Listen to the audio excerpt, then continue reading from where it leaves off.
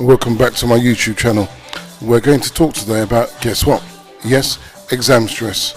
And we've got a young lady who's going to tell us a bit about her experience. Anyway, what do I know about exam stress? People say to me, well, at 16 years old, that's when I first started to take my exam. And I took my exam for a junior NTO carder, and it was basically a test of your durability, your courage and your stamina. And one part of the exam was just paperwork, the same thing you do at school. So I think I know a little bit about it. Now, a lot of you get anxious over exams. I'm not going to take the piss. It's a temptation, but I'm not.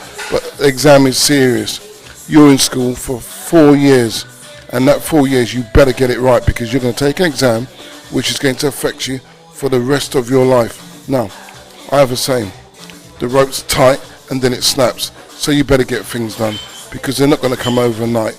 Anyway, without further ado, I'm going to hand you over to Simran, and she's going to tell you a bit about her experience. And if I was you, I'd listen real close, because she's got a lot of practical facts that we need to learn. You haven't got a lot of time left. Start counting down. Start making it your challenge.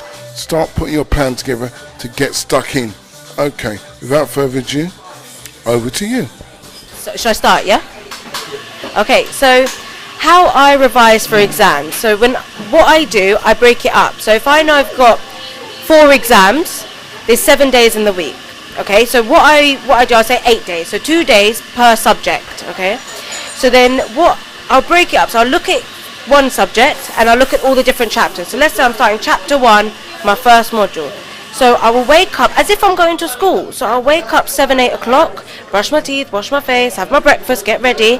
9 o'clock, 10 o'clock, I start my studying. From 10 o'clock till 5 o'clock, I will not stop. The reason I do it like this, because this is the routine my body is used to from school, from uni. So there's no point trying to mess it up. This is what I'm used to. So from 10 to 5, stop. Now, personally, I don't stop for lunch, but that's because once I'm in a roll, I tend to just forget I'm hungry. So, but by all means, take an hour out for lunch. But only do that if you can trust yourself to come back. If you can't trust yourself to come back, keep some snacks with you and don't stop your studying. Eat while you're revising, because you won't come back.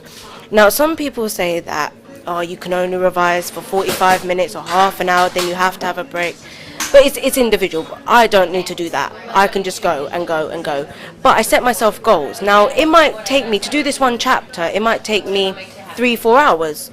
That's fine. I've done my one chapter for the day. That doesn't mean I'm going to carry on. I'll stop there. That's it. I've done my day's work. Now, I deserve to have my own time. But saying that, the chapter might actually be from 9 till 5, and it takes me all that time. Same way, it's irrelevant. The idea is I've understood what I've done. And that might take 5 minutes, it might take 5 hours, it's irrelevant, as long as you've understood. Once you've understood, you then need to reward yourself. Just like when you come home from school and you go out with your friends, same thing. So you've done your revision, you've understood what you've revised, now pack it up, put it away, close your books, and reward yourself. Go out to dinner with your friends, go and chat with your mum, go see your boyfriend, your girlfriend, whatever. But reward yourself, do something to make you feel good. Then the next day, you start again and do it again for a different subject, or the same subject but a different chapter, whatever that may be. But once you find yourself in this routine, it will be a lot easier to revise, because you know what is expected. You have structure. Just like going to school, you have that structure. You know what lessons you have. You know when your lunchtime is, and you probably find you're hungry at 12 o'clock every day, because your body's in that routine that you eat at 12 o'clock every day. So, and that's the same with revising. But if you start revising at 4 o'clock in the evening, yeah, of course you're not going to be done till 11 o'clock at night, and then you're going to feel crappy because it's time for bed, and you just feel like all you do is sit at home. Yeah, that's right. So plan your time and use it wisely, and start earlier in the day, you finish earlier in the day, and then you can get more out your day. But 9 till 5, 8 hours, that's a long time to revise.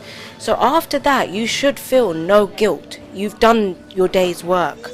Now, another thing I do, I never mix my studying and my pleasure. So for example, I can't revise in my bed. I can't do that, because then I won't sleep, because I'm constantly thinking about revising, so I don't sleep. So whereas once I leave my bedroom or leave my house, I won't revise in my house. For example, I'll go to the library and revise, because once I step in the library, my body's like, okay, it's work mode now. Whereas once I step in my house, I'm like, oh, eat, drink, go to bed, chill. It's that kind of, that's the attitude I've got. So because I've separated them, I find it so much easier to revise. I can't revise in my bed. I can't do it. So that's how I plan.